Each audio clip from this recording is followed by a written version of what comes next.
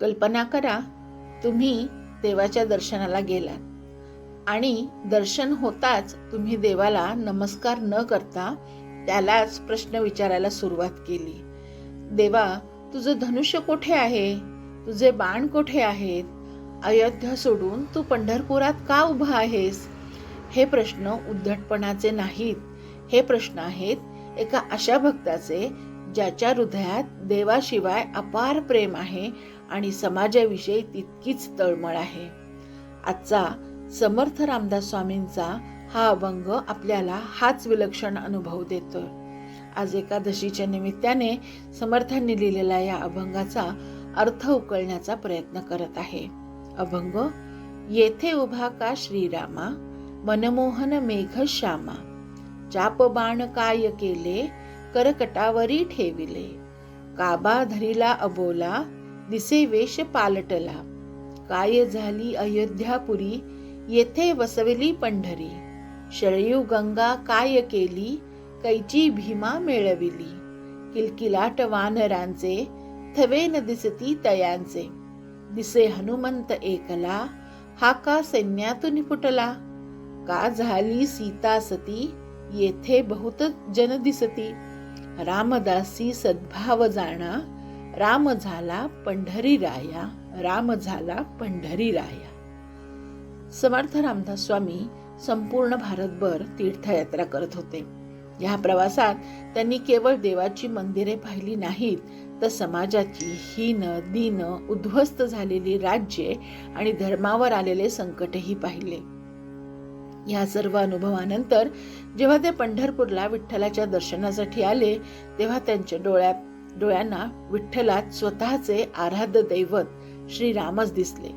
म्हणूनच ते विचारतात, हे श्रीरामा, तू येथे असा का उभा आहेस? तुझ्या हातातील धनुष्य बाण कोठे गेले? हा प्रश्न विठ्ठलाला नाही, तर धर्मरक्षणाच्या शक्तीला आहे. भगवद्गीतेमध्ये भगवान श्रीकृष्ण म्हणतात, परित्राणाय साधूनां विनाशाय च दुष्कृतां धर्म संस्थापनार्थाय संभवामी युगे युगे. म्हणजे परमेश्वराचे कार्य केवळ भक्तांना आनंद देणे नाही, तर धर्माचे रक्षण करणे हेही आहे. समर्थांना त्या धर्मसंरक्षक रामाचे स्मरण येथे होत आहे. समर्थ पुढे विचारतात, अयोध्या सोडून पंढरी का वसलासी? याचा अर्थ अयोध्या आणि पंढरपूर ह्याची तुलना नव्हे, तर अयोध्या म्हणजे धर्माचे अधिष्ठान असलेले राज्य, तर पंढरपूर म्हणजे भक्तीची राजधानी. समर्थांनी ही दोन्ही स्थाने हवी आहेत, भक्तीचीही हवी आहेत आणि धर्मरक्षणाचीही हवी आहेत. याच विचाराला समर्थांनी दासबोधात स्पष्ट शब्दात सांगितलेले आहे. मुख्य ते हरिकथा निरूपण, दुसरे ते राजकारण. म्हणजेच भक्ती आणि समाज कर्तव्य याचा समन्वय हाच समर्थांचा मार्ग आहे. दिसे हनुमंत एकला. हनुमंत इथे एकटाच दिसतोय. याचा अर्थ समाजात संघटन शक्ती कमी झाली आहे. समर्थांनी पुढे महाराष्ट्रभर मारुतीची मंदिरे उभारली. ती केवळ उपासना नव्हती, तर ती समाजात बल, शिस्त आणि एकता जगवण्याचे आणि जागवण्याचे केंद्र होते. या अभंगातील सर्वात सुंदर संदेश म्हणजे शेवटच्या ओळीमध्ये आहे, रामदासी सद्भाव जाणा, राम झाला पंढरी राणा. खऱ्या भक्ताला रूपात भेदच दिसत नाहीत. विठ्ठल असो, राम असो, कृष्ण असो, सगळे एकच आहेत, कारण हे सगळं एकच तत्व आहे. भगवद्गीतेमध्ये श्रीकृष्ण म्हणतात, ये यथा माम प्रपद्यन्ते तांस्तथैव भजाम्यहम.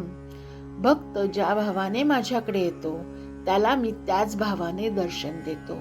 समर्थांच्या अंतःकरणात अखंड राम होते, म्हणून त्यांना विठ्ठलातही रामच दिसले. आज आपल्या जीवनातही अनेक समस्या, संघर्ष आणि गोंधळ आहेत. अशा वेळी हा अभंग आपल्याला एक महत्त्वाचा धडा देतो. खरी भक्ती म्हणजे केवळ देवाचे दर्शन घेणे नाही, तर आपल्या कर्तव्याला जागे होणे आहे, समाजासाठी जबाबदारीने उभे राहणे आहे आणि प्रत्येक देवाच्या रूपामागील एकच परमात्म तत्व ओळखणे हे आहे. भक्ती आणि कर्तव्य यांचा समतोल ज्याने साधला त्याच्याच जीवनात खऱ्या अर्थाने रामराज्य निर्माण होते. हा अभंग आपल्याला शिकवतो की परमेश्वराचे रूप अनेक असू शकते, पण तत्व एकच असते. आणि खरी भक्ती म्हणजे केवळ देवासमोर हात जोडणे नव्हे, तर धर्म, समाज, कर्तव्य यास प्रती जागृत राहणे होय. जय जय रघुवीर समर्थ. विठ्ठल विठ्ठल विठ्ठल विठ्ठल विठ्ठल विठ्ठल विठ्ठल.